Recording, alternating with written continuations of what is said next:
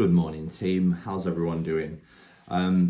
It's not often that I get to do these anymore, but I wanted to put a bit of a video together for you, just covering kind of like anxiety 101, purely because there's new people in Tough Cookie who haven't kind of been exposed to this kind of information from me yet. And for those who don't know, I am certified as a life coach and a mindfulness coach. And so outside of physical training, there's plenty that I can offer in terms of your overall mental health and your general lifestyle. And the reason that I have gone down that route is because I realized quite early on in my personal training career that oftentimes the things that were holding people back weren't kind of the quality of the training sessions or how much effort they were putting in, or even quite often things like motivation, although obviously that does come into play sometimes, but a lot of the time it was external factors. And so I wanted to not just have to kind of say, well, that's out of my lane, I can't really help with that.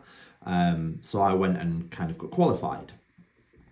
But recently I've had a few conversations with people about anxiety, and it's largely probably situational based, whether that is, doing something new or being in a new situation, or specific circumstances that cause anxiety. It's something that I deal with myself in very specific aspects of my life. So generally, I don't, have too much of it. I don't kind of deal with it constantly, but it is certainly something that in certain situations, it hits me hard. And so I just wanted to cover today kind of like anxiety 101 to just help people regain perspective about it, and the fundamental principles of anxiety, and then what that might mean that we do about it. So the first thing to know is that anxiety is obviously really common. It's completely normal. We all experience it. And that's a good starting point, because realizing that it is something that we experience means that it's not something that we are. So when we separate ourselves from anxiety, it helps us not become it and identify with it. Hopefully a lot of you guys will have heard me talk before about embodying what you want to become. So, if you want to become an athlete, embody being an athlete and kind of start thinking like an athlete, acting like an athlete, behaving like an athlete, and practicing it. And over time, what you want to become ends up being the default, the kind of natural operating system for you. And this old phrase of fake it till you make it, I always like to change that to embody it until you become it. So it's not pretending, it's not being fake, it's trying to become that and be that in any given moment, so that over time, that just becomes the natural way of doing things. It's like creating a habit. So embodying what you are, but equally try not to embody what you don't want to be. So if you sort of say that I am an anxious person, then 100% you will be an anxious person, purely because you're identifying with that sort of emotion and feeling that come along with anxiety, and therefore you'll almost be kind of looking for it, displaying it, expressing it, and it will become something that you experience more and more. So first of all, let's separate ourselves from anxiety and be aware that it's not something that we are, it's something that we experience. You're not going to be intrinsically anxious. There's no sort of part of the brain that for you is the anxiety center and is inflamed, and therefore you feel it more. No, it is something that is a bit more based on social conditioning and experience and things like that. Those experiences that can lead to feelings of anxiety can be very well hidden. So it can be as obvious as a past experience that you've had, and therefore, as you're projecting or thinking about the future, you worry. But it could also be a lot more hard to identify than that, or hard to identify the reason for it than that. because it could be more along the lines of, you've just been in a environment for a long time where it's been very apparent that, let's say other people have plenty of money and you don't, and just that awareness or kind of subconscious awareness leads you to start kind of feeling bad about money. And you would never even realize that there's anything that's specifically happened. Nobody said something to you. You've not been in a bad situation, but you end up in this kind of fear bubble of anxiety because just of, circumstance. But that takes me on to the next thing is trying to kind of identify what anxiety is so that we can look at where it does come from, and then we can decide what to do about it. So when we're thinking about what anxiety is, it is something that we can talk about. I'm sure everyone's got a lot of different definitions and a lot of different ideas and perspectives about what anxiety is, but I am going to try and boil it down and probably oversimplify it, just to kind of make it easy to follow and to understand as much as possible. But I do recognize that there's a lot of nuance and a lot of caveats to what I'm about to say. So anxiety is our, let's say, fear or stress over our projected feelings about a situation. And I say projected to cover a couple of things. It's to cover what we think might happen, not necessarily what will happen, and to cover the fact that it's coming from our own thoughts. So it's like a projection rather than necessarily reality. So there's a little bit of a time thing here, kind of projecting into the future, but also projecting our perspective on it as opposed to necessarily what the reality is. Now, it doesn't mean that your perspective is always going to be wrong. Your perspective can be completely correct, and what you fear might actually come to pass. But there's an old Stoic idea here, which is, I can't remember the exact or any exact quotes, but there's an idea here that when you are experiencing, anxiety over a situation, even if that situation actually comes to be, you are going through that twice, because you go through it when it actually happens, but you're also making yourself go through it beforehand anyway. And there is an opportunity there to recognize that you don't have to subject yourself to those feelings, those negative feelings and that stress and that heightened cortisol twice, because if it's going to happen, it's going to happen. And you will experience it and you will feel those feelings, but to feel it again isn't necessarily necessary. Now, that's very easy to say, I understand, but we're starting to build up a bit of a picture about this. So another thing that I have come across in this, which kind of backs that point a little bit, is that when we have an experience or a feeling, and I'm talking about intrinsically, internally, so when we actually feel stress and anxiety and we release the hormones and chemicals that induce that sense of either fight or flight, or just like heightened cortisol levels and higher stress levels. When we do that physiologically, that lasts in our system for about 90 seconds. And anything beyond 90 seconds is actually us revisiting it and rethinking about it and replaying it. So in terms of like that initial response, it's not actually that, it doesn't actually last that long, but our own kind of holding on to that worry and that fear is what makes it last. But that is a good thing to know, because it gives us the opportunity to recognize that we have a little bit of control. And if we're able to start looking at the way our brain is thinking and how we're feeling about or how we're reacting to things, if we've got control to alter that, then we don't have to kind of live in that anxiety and that fear. And we might get that initial response because it might be kind of an instinctual reaction, but it doesn't necessarily have to last that long, and we don't have to live out our daily lives in constant anxiety. So we've kind of started off saying, let's separate ourselves from anxiety and, know that we experience it, but that we are not it. We're talking about identifying what it is in terms of what it does to you and kind of where it comes from. Like it's our projection, but it also can come from experiences that we've had in the past, but it also might come from things that are really hard to identify and really hard to spot. And even if we was to kind of go into hypnosis or psychotherapy or anything like that, we might not actually find the triggers for it. It's not as simple as just saying, oh, this experience happened to me once, therefore now I feel anxiety, because it could be so subtle that it is just part of life. So just life happened and it's created this situation for us.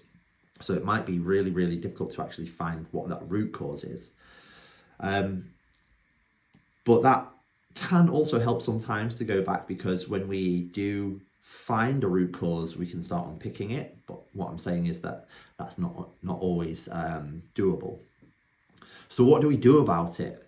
Well, the first thing you might think is that I say, start addressing the way we think in our thought patterns and stuff like that. And that is one of the things for us to do, but there's actually other things here probably to address and look at first. So one of the things that we really should try to do, which will help us with anxiety, is look at our lifestyle in general. So we are talking about things like self-care and exercise and nutrition and good sleep, because you would be amazed. And actually, if you ever kind of decided to do a bit of an experiment on this, you would be amazed at the difference in how you feel after a few bad nights of sleep compared to how you feel with consistently good sleep. And without anything else changing about the situation that might cause anxiety, you might feel that your stress levels and your anxiety levels are massively reduced. And in a lot of circumstances, in probably most circumstances, when people come to me with some kind of struggle, whether it is trying to manage their nutrition or motivation for exercise or general stress levels or even organization and things like that, the first thing that I try to always think about, if not ask, is, how is your sleep? Honestly, I can't overstate this enough. Sleep is going to play such a huge role in how you feel generally, and that's going to affect anxiety. Now, obviously, there's an issue there, because your anxiety can cause interruption to your sleep, and then that interruption to your sleep can cause anxiety. So maybe we need to also have some other areas of approach that we can use to help us improve on our anxiety. So obviously you've got things like your nutrition, which is more controllable with a bit of awareness, and self-care. So like exercise is a huge one. It really helps with things like hormone regulation. It helps with the fact that you are taking some time out for yourself. It helps with building resilience. And there's a lot of loads of positives. Again, like it's an obvious one for me to say because I'm a coach, but it is probably your go-to is lifestyle, and that includes exercise and self-care. After that, relaxation. Now, we will get to mindset and thought patterns in a moment, but relaxation next, because similar to with the sleep cycle, if we don't have times to regulate our cortisol levels and kind of bring them back down and de-stress, then we are caught in a perpetual cycle of high stress levels causing anxiety, and then anxiety causing high stress levels. So there's two different types of stress. You've got eustress, which is good stress. It's like stress that you get from training or from kind of, challenging yourself to something. And then there's kind of your more negative stress, which is obviously things that are a little bit less in your control and that can make you have a hard time. We can use eustress to help us build robustness to life. And the old famous Bruce Lee quote for this is, pray not for an easy life, but the strength to endure a hard one. So the tougher that we can become as human beings, the more that we can tolerate and we are protected against to be able to deal with and kind of brush off, which is partly where the whole tough cookie training kind of philosophy comes from, about being tougher. Life's tough, be tougher. Whatever the difficulty is, if we can make ourselves stronger than that difficulty, then we can overcome it. But to come back a little bit, we've obviously got levels of high stress or periods of high stress which are hard to deal with, but the good thing about them is they're short term, and so we can deal with them because we have to deal with it, but then we've got plenty of time to recover from it. However, kind of low level chronic stress is probably the worst one. So it's when you are not experiencing big heightened levels of stress, but it's like low level consistent stress that's there all the time, chipping away at you, burning away. That is a worse one that we want to be looking at and dealing with. And so relaxation is where we are introducing periods of downtime that allow us to let those cortisol levels drop and let that low level chronic stress just simmer away to nothing, so we have a period of recovery. And again, when we have a period of recovery, we can come closer to homeostasis again, and we're able to start kind of moving forwards from a better position. And to use another quote, you can't fire a cannon from a canoe. So if you're in an unstable place, it's hard to kind of launch an attack or to do anything positive. Instead, we need to get ourselves nice and stable to be able to work on kind of progressing this. Third thing then is going to be addressing our thinking patterns, and along with this, I've kind of mentioned exposure as well, but thinking patterns is where we start to look internally and challenging negative self-talk, challenging our natural instincts of thought. So when we are looking at a situation that we're worried about and we think, oh Jesus, what happens if this happens, or if that goes wrong, or if and we start to worry and we start to think about what ifs.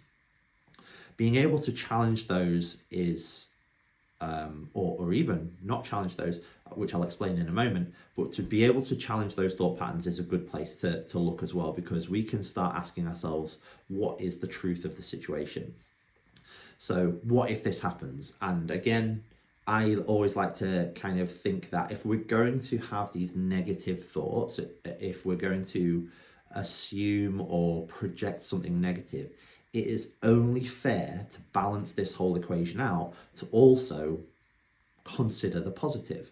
Otherwise, we are being unfair to ourselves and unfair to life. We're only looking at one side of the story. And if I said to you, there's two sides to this story, this person said something about you, there's two sides to this story though, there's what I'm telling you and there's what somebody else might tell you, would you turn around and say, I just want to know what you said? Well, if you did, then you would be being unfair. And I would suggest that maybe you're doing that, that's a bad example, but maybe you're doing that because you trust me, for example, and maybe you don't trust the other person. But let's say you had two me's, and one of me came up to you and said, this person said something about you, and the other me said, I have a different story. You would probably go, well, what's the different story as well? Because, I don't just want to trust one side of the story. And so you want to try and do this with yourself. If you're going to offer yourself a what if negative, you also have to offer yourself a what if positive. So that's the first thing. But the other thing that I also like to do sometimes, and to encourage other people to do, is to play that situation out. And the amount of times people say, what if this happens?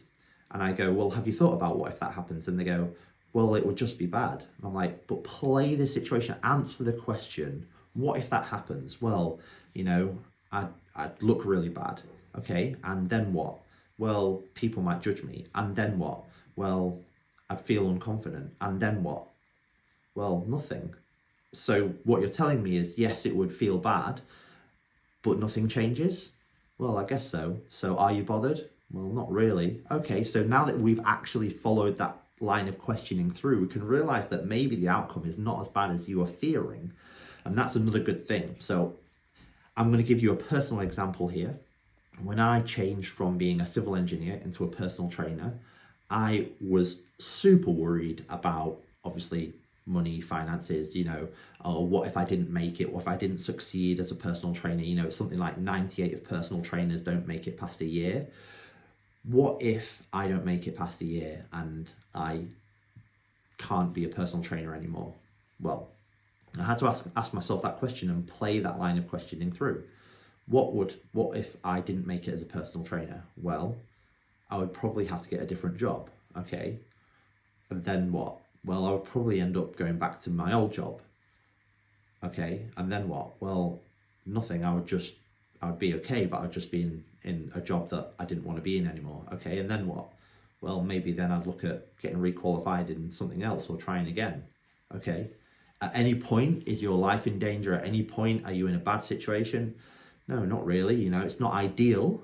It's not what I wanted, but I'd be okay. Okay. We know that you'd be okay. And this brings me on to ultimately what we're trying to achieve here is your awareness that you're going to be okay. And having that reassurance that whatever it is that you're worried about, you're going to be okay coming out the other side. You've got people around you who care about you, who support you. Tough Cookie Training is a massive community of people who will genuinely look after you and do something to be there for you if you needed it. And so when we address that thinking and we kind of play it through and we actually ask ourselves the truth of the situation, another thing here with addressing our thinking is recognizing that, sometimes what we're thinking is the situation might not be the truth of the situation. A situation can't make you feel something. Only you can kind of feel something based on what you're perceiving that situation to be like. So when you recognize that it's an internal thing a lot of the time, and that the reality of what's happening in the real world isn't actually doing something to you or affecting you or kind of making something happen, it just is the world and is life, then again that can take away some of this feeling of helplessness, because most of what's going on is actually internal. Exposure is another good one, and exposure is something that I talk about in training a lot. Exposure to hardship is a positive thing, but in doses that you can tolerate and in doses that you can then build upon. Essentially putting yourself in situations where you are challenged to be brave, to be tough, to be resilient. Over time, you can build on those and do more and more and more of that until you are a very robust person. So this whole idea of getting out of your comfort zone is where that comes from. This whole idea of, putting yourself through workouts, and if you can get through a workout, you can get through a day at work, and if you can get through one of Seb's Saturday sweats, you can get through a tough situation with your family, and so on and so on. It's basically building that exposure. This is how things like meditation work. Meditation is not there to kind of wipe your brain clean. Meditation is a micro exposure to being able to let your thoughts go and be still for a little while. And when you expose yourself to that, that is like a practice, like training. It's like a practice, and once you've practiced it more and more and more, that can start spreading into what becomes your default setting and how you operate on a day-to-day basis. So meditation is more about a practice of mindfulness, letting thoughts go, not getting stuck on a thought. And that's where meditation wasn't actually on my list for this, but meditation can be one of those things that helps, because it's this kind of micro exposure to situations that help with anxiety. Last couple of ones then, support. So talking to people, reaching out, especially people who are good at this stuff. So obviously therapists, but also people like myself, friends and family, yes, although they don't always kind of give good advice because they don't have like the best knowledge. But I'm not saying don't speak to them. I'm saying kind of don't use them as a therapist. Use them as a sounding board. Get it out. get that feedback from them that they are supporting you no matter what, that they're there for you no matter what. That's what's important. And then outlets, so things like as simple as like going for a walk or getting to the gym or listening to loud music or whatever it might be, having some outlets that give you those little breaks, they can also be really useful as well. I'm going to stop there because I've probably gone on for a long time already, but I hope that that has helped some people. And if you've watched this far, then thank you very much. If you've got any feedback or any questions or you want to reach out to me about anything, please do. And have a fantastic day.